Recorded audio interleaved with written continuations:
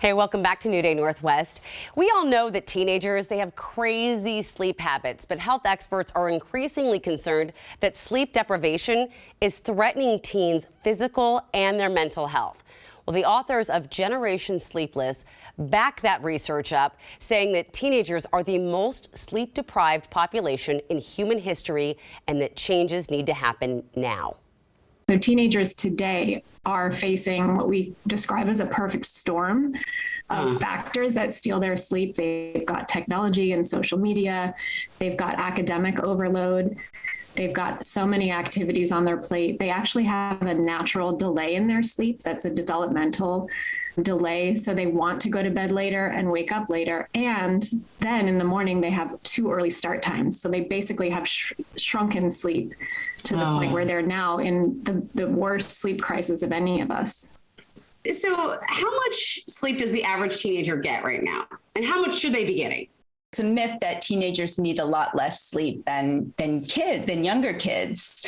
And parents are really surprised to hear that teens optimally to 10 hours.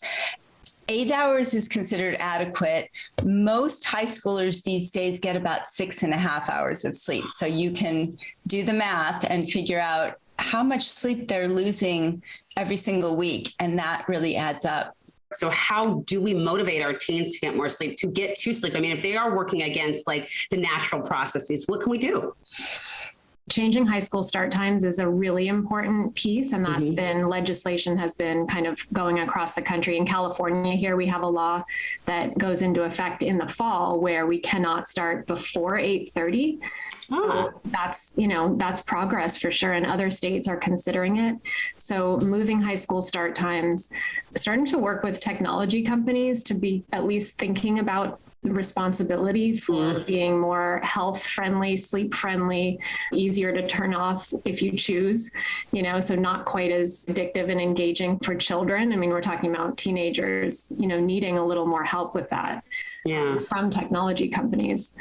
I love that Heather led with all of those things, because the last thing we want to do is make parents feel like we're pointing the finger at them for a problem that they really can't. They can't change all of those things that Heather just mentioned. They can be activists and try, but in the home, one of the things we like best, Heather and I are both therapists in addition to being sleep specialists. And we know if you're a parent of a teenager that you can't anymore just tell them what to do or tell them why, and they'll just do it. So we work with a lot of families on really helping them listen actively to their teens, listen for things that they care about that are related to their sleep. They might say they want to do better in school or at a sport or some activity. They might say they don't like the way they look.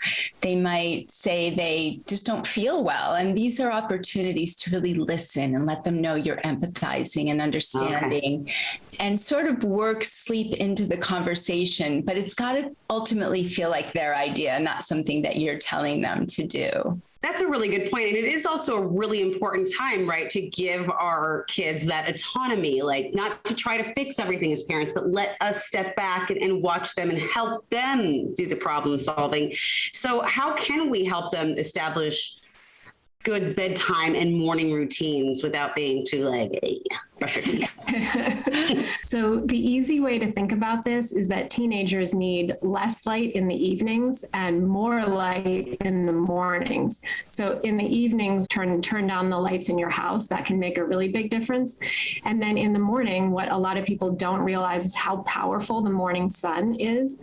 Even in the winter on a cloudy day, the sun is extremely powerful and our brains are really attuned to it. So it's like pressing go on the brain to have morning sun. It helps you feel better, helps you feel more alert, do better in school, all that, and it helps you fall asleep that night. So it's really important to get that morning sun.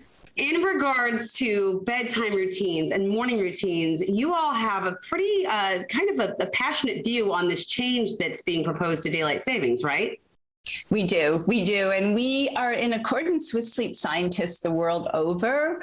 What happens with daylight saving time is that teenagers who now we know that they're already going to bed too late and they're being forced to wake up too early. With daylight saving time, they're going to go to bed even later. And when they have to wake up in the morning, it's going to be dark. In some parts of the country, the sun might not rise until about 9:30 in the morning. So daylight saving time really is harmful to teenagers, and it's actually harmful to all of us. We all lose sleep and we never get it back. So we're definitely in favor of going back to standard time, which puts us in sync with the sun and with Mother Nature and with what our bodies really want to do. Fingers crossed for that.